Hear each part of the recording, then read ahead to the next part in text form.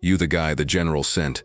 The voice, sharp and laced with disbelief, cut through the cavernous hum of the maintenance bay. Lieutenant Miller, all crisp angles and youthful confidence, stood with his arms crossed, a data slate tucked under one arm. He looked Gerald Walsh up and down, his gaze lingering on the faded flannel shirt and the deep lines etched around the old man's eyes. "You've got to be kidding me." Gerald, who had seen 78 winters, offered no reaction. His hands, gnarled but steady, rested on the handles of a canvas tool bag that looked as old as he was. His calm blue eyes swept over the scene, the controlled chaos of engineers in digital camouflage, the tangle of thick cables snaking across the polished concrete floor, and the silent, monolithic beast at the center of it all. The M1A2 Abrams tank.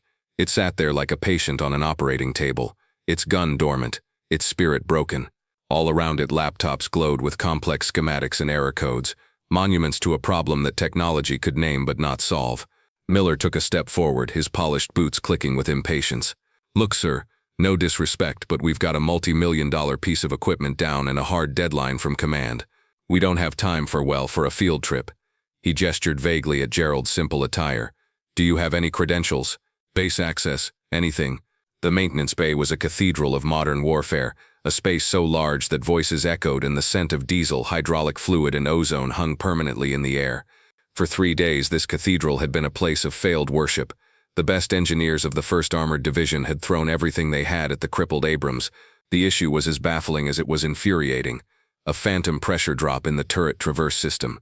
Every diagnostic test, every sensor check, every manual override came back with the same result: SOSTEM nominal. Yet the turret remained sluggish, groaning under the strain of movement, its hydraulic heart beating with a fatal arrhythmia that no one could trace. It was a ghost in the machine, and it was mocking them. Lieutenant Miller was in charge of this exorcism, and his patience had evaporated 12 hours ago. He was a product of a new army, an officer who trusted algorithms and digital readouts more than gut feelings. He saw the world in binary code, in pass-fail tests, and now General Thompson, the one man he needed to impress, had sent him this, a relic. "Name's Gerald Walsh," the old man said, his voice a low rumble, quiet but carrying. He reached into his worn leather wallet and produced a simple laminated visitor's pass. Miller barely glanced at it. "Right, Mr. Walsh. And what exactly are your qualifications? Did you work on these in a factory? A museum, maybe?" A few of the younger engineers nearby snickered. They were tired, frustrated, and happy for any distraction, especially one that affirmed their own modern expertise over what looked like a misplaced grandfather. Gerald's eyes didn't leave the tank. "Something like that," he murmured.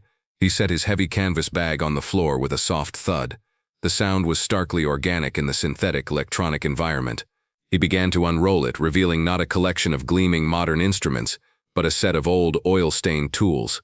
They were dark with age and use, their wooden handles worn smooth by a lifetime of pressure, their steel heads bearing the nicks and scars of countless stubborn bolts. "Oh, this is rich," Miller said, louder now, playing to his audience of frustrated soldiers.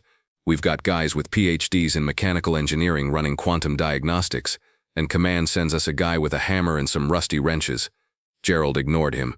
His movements were slow, deliberate, a study in economy. He wasn't wasting a single motion. He selected a long, thin steel rod and walked toward the silent Abrams, his worn work boots making no sound on the floor. He ran a hand along the cold steel of the turret ring, his touch gentle, like a doctor palpating a patient. "Sir, I'm going to have to ask you to step away from the vehicle," Miller commanded, his voice hardening. "It's a sensitive piece of military hardware, not a classic car." Gerald didn't seem to hear him. He knelt, his old knees protesting with a soft groan, and laid his ear against the tank's hull, tapping it gently with the steel rod. He was listening. The absurdity of the scene was thick enough to taste. The young lieutenant, a master of digital systems, was watching an old man use a technique that belonged in the age of steam engines. The engineers exchanged glances, a mixture of pity and ridicule.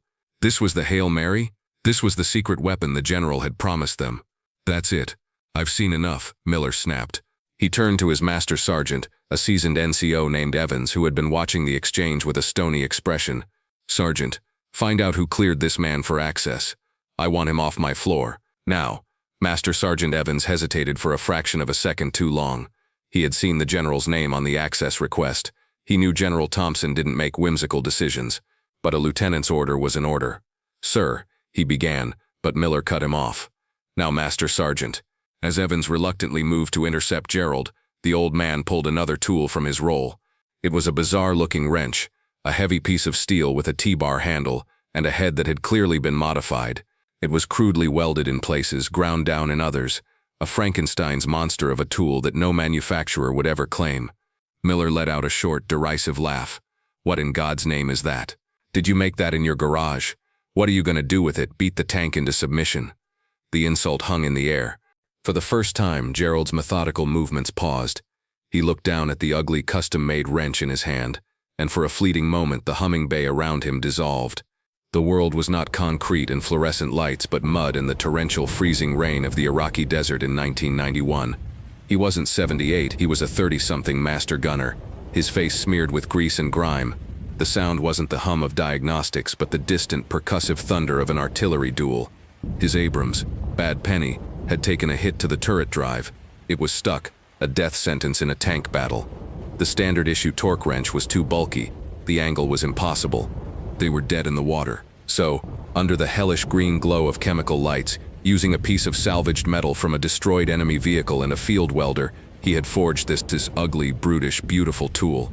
The tool that had saved his crew. The wrench in his hand wasn't just a piece of scrap metal.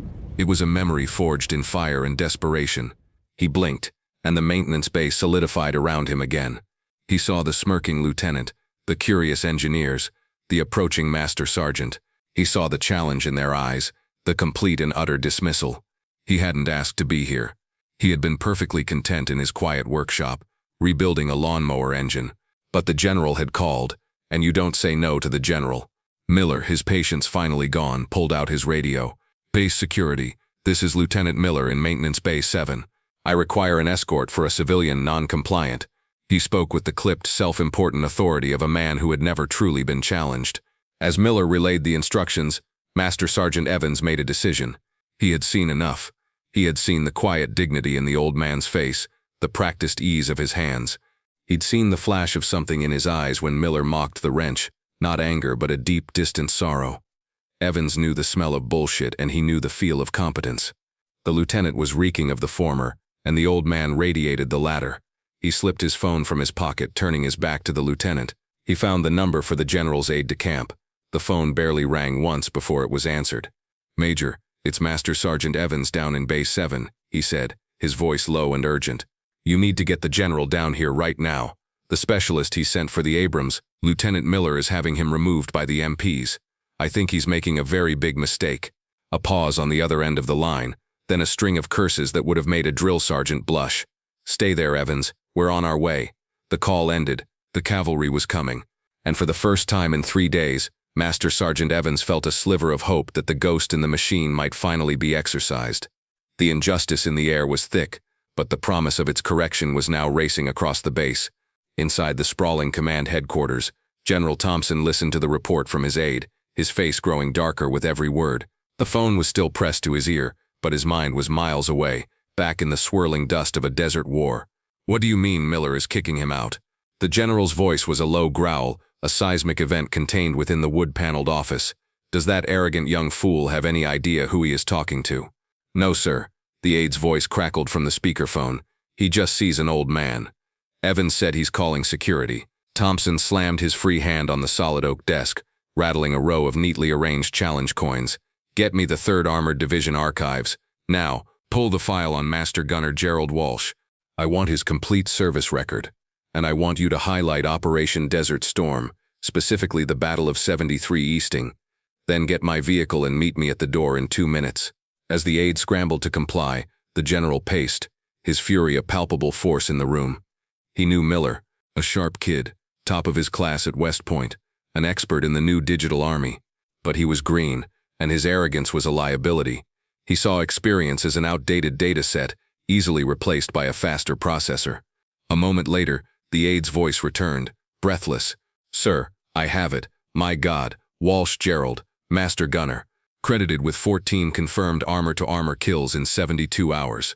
Awarded the Silver Star for valor after holding a flank against a superior enemy force when his platoon's targeting systems failed. Developed over 30 non-standard field expedient repairs for the M1A1 platform, many of which were later adopted into official maintenance doctrine. Sir, His battalion nicknamed him the Ghost in the Machine. Exactly, Thompson bit out. Because he could fix things no one else could. He could feel what was wrong with a 70-ton tank just by being near it. Now get that car. Back in Bay 7, the final act of the drama was unfolding. 2 military police officers, young and impassive, had arrived. They stood at attention, waiting for Miller's command. Miller turned to Gerald, a smirk of triumph on his face. "All right, sir, time to go. We appreciate you stopping by, but as you can see, we have actual work to do here." He gestured dismissively towards the MPs. "They'll show you the way out. Please escort Mr. Walsh from the facility." Gerald didn't argue. He didn't protest. He simply looked at the silent Abrams one last time, a flicker of what looked like pity in his eyes. He slowly bent down and began to pack his old tools, each one placed carefully back into its worn slot in the canvas roll. The metallic click of the security escort's handcuffs jingling on their belts seemed to echo in the sudden quiet. Miller, his authority asserted, turned back to his frustrated team. "See? This is what happens when we rely on relics and rumors. Let's get back to the diagnostics. Rerun the full suite. The problem is in the code, people. We just have to find it." He had pushed past the point of no return, cementing his ignorance in front of his entire crew. His words were still hanging in the air when a new sound pierced the bay's ambient hum. It was the high-pitched squeal of tires on pavement, a sound of extreme urgency. Every head turned towards the massive open bay doors. A black command vehicle, its official plates and flags denoting its passenger's rank, slid to a halt just outside. It was flanked by 2 sand-colored Humvees, their engines rumbling like angry lions. The doors of the command car flew open and out stepped General Thompson. He was a tall, imposing man, but today he seemed larger, his presence amplified by a cold, controlled rage. The 2 stars on his collar glittered under the fluorescent lights. He was followed by his aide and the formidable base sergeant major. They didn't walk. They strode, moving with a velocity and purpose that sent a ripple of alarm through the entire bay. The chatter died. The clanging of tools ceased. The whirring of laptops seemed to fade into the background. Every soldier, from the lowest private to Lieutenant Miller, snapped to attention. General Thompson's eyes scanned the scene, taking in the MPs, the humiliated old man packing his tools, and the smug lieutenant. His gaze was like a laser, and it settled on Miller, who suddenly looked very young and very small. But the general ignored him. He walked right past his junior officer as if he were a piece of equipment, his polished boots echoing like hammer blows on the concrete floor. He marched directly to the stooped figure of Gerald Walsh. He stopped 1 foot in front of the old man. The entire bay held its collective breath. Then, in a movement that was crisp, powerful, and utterly sincere, the 2-star general commanding the entire armored division snapped to the sharpest, most profound salute of his career. "Master Gunner Walsh," General Thompson's voice boomed, filling the cavernous space. "It is an honor to have you on my post, sir." Gerald, halfway through rolling up his tool bag, slowly straightened up. 100 pairs of eyes were on him. He looked at the general, a man who commanded thousands of soldiers, and gave a simple civilian nod of acknowledgement. A faint, knowing smile touched the corners of his mouth. The MPs froze, their hands hovering uncertainly near their sidearms. Lieutenant Miller's jaw went slack, his face draining of all color. The general dropped his salute but kept his eyes locked on Gerald. Then he turned his head slowly, deliberately, to face the stunned audience of engineers, his gaze finally coming to rest on the petrified lieutenant. "For those of you who were not properly briefed," the general announced, his voice ringing with authority and shame, "allow me to introduce you. This is Gerald Walsh, the man who wrote the book on Abrams maintenance. Not the one you checked out of the library at Fort Knox, the real one, the one written in sweat, grease, and battlefield necessity. In 1991, this man's platoon was ambushed in a sandstorm. Their thermal sights were down.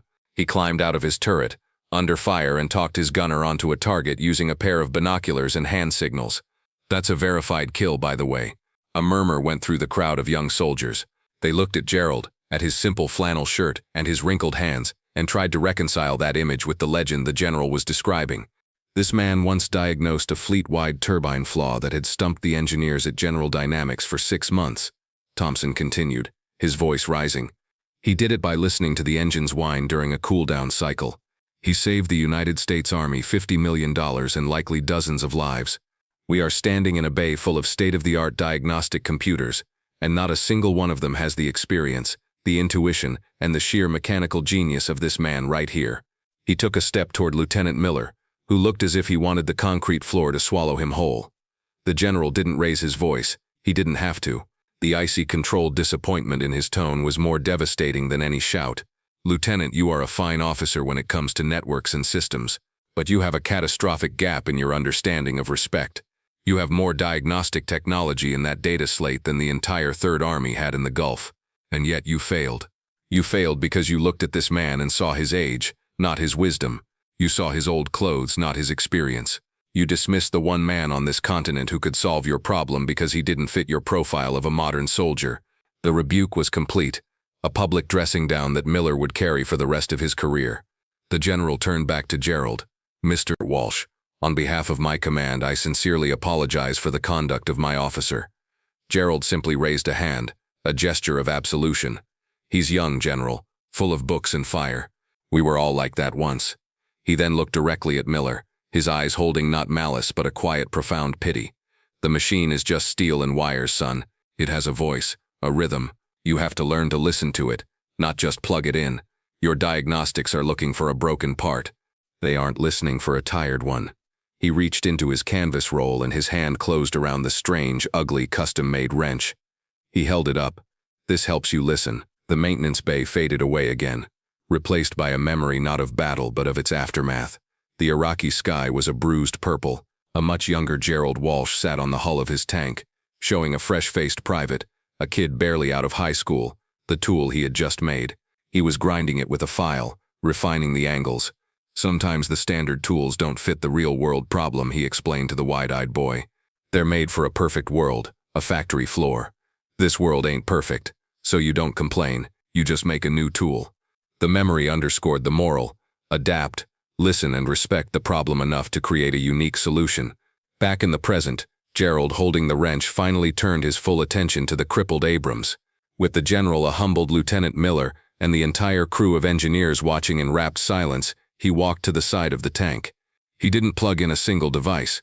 He simply placed his free hand flat on the cold steel of the turret casing, just above the massive ring gear, and closed his eyes for a moment. He was a physician sensing a fever. "Start the APU," he said quietly. An engineer complied, and the tank's auxiliary power unit whined to life.